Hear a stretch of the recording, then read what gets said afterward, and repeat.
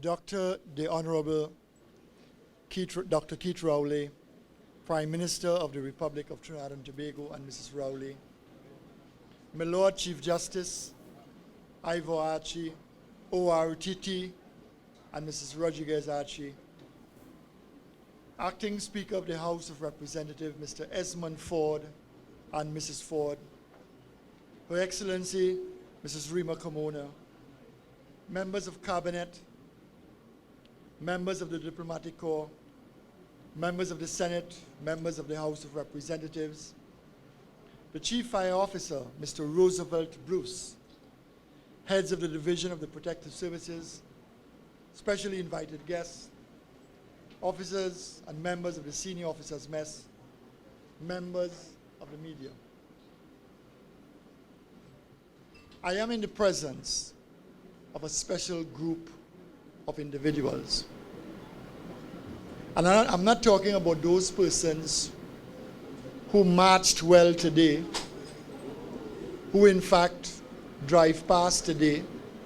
And in passing, I should mention that do you all know, for example, that our parade is the biggest independence parade in the entire Caribbean. Bigger than Jamaica, bigger than Barbados, bigger than Guyana and Suriname and all the other countries. Now the reason why I say very special people, because as much as in fact sometimes we feel some citizens, of course, and wrongfully so, when you're on the highway going to a locus where a crime, where fire is taking place, they drive behind the truck in an attempt to beat the traffic. I don't think, in fact, in Trinidad and Tobago, we fully appreciate and realize what fire officers are all about. But there was one particular moment. You know, we like to look at American thing. You know, America is the standard in sometimes and a lot of things that we appreciate. When we saw some 300 fire officers in an attempt to save lives at 9/11, the World Trade Center, without any hesitancy, without any reservation, they started to climb those steps to get those persons who were in need of help. And the entire building collapsed. And some 300 fire officers died. And I can tell you something, I personally, I have appreciated what fire officers have done for me personally. But it brought home to me in no uncertain manner the magnitude of the risk involved in being a fire officer. In the same way like police officers. You could leave home one day and you will not return. And one other profession I can tell you I experienced that was rig dogs, because I lived in oil. And I lost neighbors who smiled with me the morning and I didn't see them after that. Because a high pressure pipe cut their body in half and blew them to smithereens. I know, in fact, it is not easy. And I can tell you, I mean, I reflect on what you do on a daily basis. I lived in a place called Dali Village. And the backdrop of that village was, in fact, an entire massive 200-acre teak field. And next to our house was a massive bamboo patch.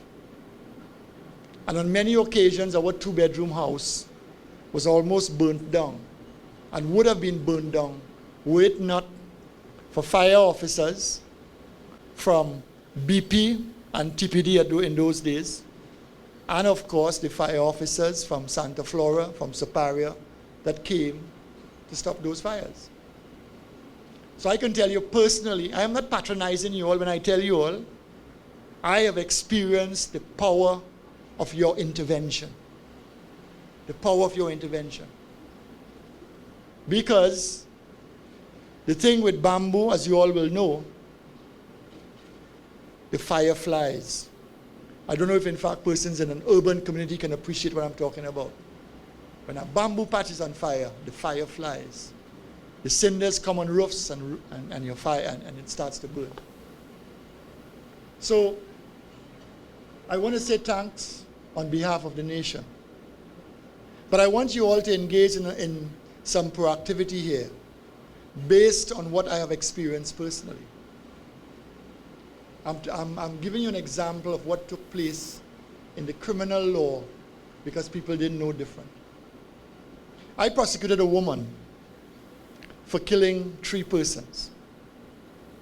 She was the victim of domestic violence. Her husband came home at night, beat her, and in a rage she took gasoline and threw it at him when he was sleeping on the floor, and it caught a fire. They both ran outside. When she realized what she had done, she tried to save him out of the fire. And then they realized, in fact, that a 16-year-old daughter and an 8-year-old daughter were in the room. And this took place in Barataria, right down the road. And they ran back to try to save the children's life. And they couldn't. And you know why the children died in that room? Because there was no escape route. Because the burglar bars they had in the house was one way. And I don't know why it is people feel, yes, you have to protect your property. Why it is you're unable to come out of the room. You are so concerned about nobody getting in. And I think it is something that and others have died in similar circumstances. So I think the fire services can engage our populace to tell them all that if you have burglar proofing because of crime, because of security, make sure that if you're in that room, you can get out of the room because there is a key. And please, I beg you, tell them, don't put the key in a drawer in another room. You know. Now, this is something, of course, that resulted in great tragedy, so I just thought I would mention this to you. But I want to thank you all, ladies and gentlemen, in fact, for being there. I don't know how you all manage, how it is when you go in a house where someone has died, and all you see is a ball of flesh. Because I've listened to the fire officers, and they say the entire body melts into a ball. A little child, a woman, a man. So I'm very happy to hear about the outreach that you're engaging in, involving our young people in an apprenticeship scheme. Because I'm sure, for example, in fact, the Honorable Prime Minister will remember those days when they had apprenticeship schemes in the oil field. So there was never a lack of masons and of electricians in the system. And I think, in fact, we are in a way going back to what worked then. And it's a good sign. So thank you very much for that initiative. So ladies and gentlemen, ours is a great republic. And I feel in the circumstances, sometimes things happen in the society that results in despondency. Listen, terrorists go in a discotheque and kill 25 people. In Paris, you have bombings taking place where civilians die in a callous manner. But you do not find Parisians or Americans denigrating their country as a result. You don't hear that. What you get initially is support systems in place. In America, when there is a national crisis, the Republicans and the Democrats come together to solve the problem. And we need to, in fact, maybe adopt that approach because we like to take examples from America. Why don't we take such an example? So, but I believe, in fact, in every one of us here, there is a sense of goodness. Because I listen. I am on the ground. Okay? I listen to the sublime, to the ridiculous. And I listen, and I listen. Because I've always told people, I've always tell everyone, in order to solve the problems, any problems anywhere, be a listener. Not a talker, be a listener. And you will, in fact, be able to garner the solution to solve the particular problem. So, it is great we are here as one. We are great. We are a great people, man. And I don't want you all to have any doubt about that. I don't want you to have doubt because, in fact, our athletes, in fact, didn't win the medals that you were hoping they would win. But 2020 beckons. 2024 beckons. As I mentioned earlier on, we were not wrong when Hazley Crawford was running on a dirt track in a cane field that resulted in he winning the gold medal. You see, in Trinidad and Tobago, yeah? We love the finished product. But we're not interested in the road to success. I don't want to hear about that road to success. And that is what we need to appreciate, because at the end of the day, it's not about being at the end of the food chain. Success involves hard work. When I saw and I felt the hurt of the Minister of Sport when he made the comments he made afterwards, when I heard, in fact, Keyshawn Walker talk about I was fighting with myself. And it's his way of saying I was fighting bad talk. Mauvais langue. The bad talk, they talk about other people, or the other athletes in the village. We all in the village.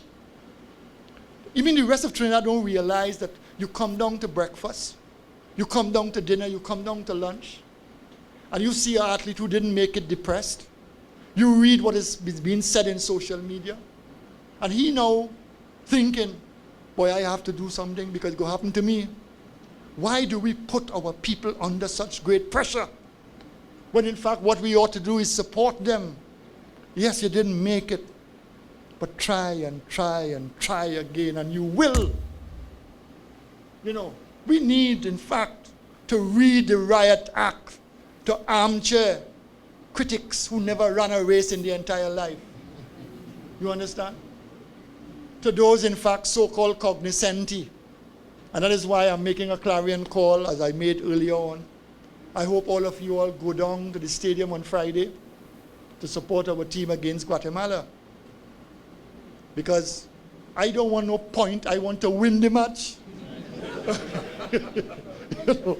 So, listen, we are one. And we can get the job done. And we need to believe in that philosophy about the power of one.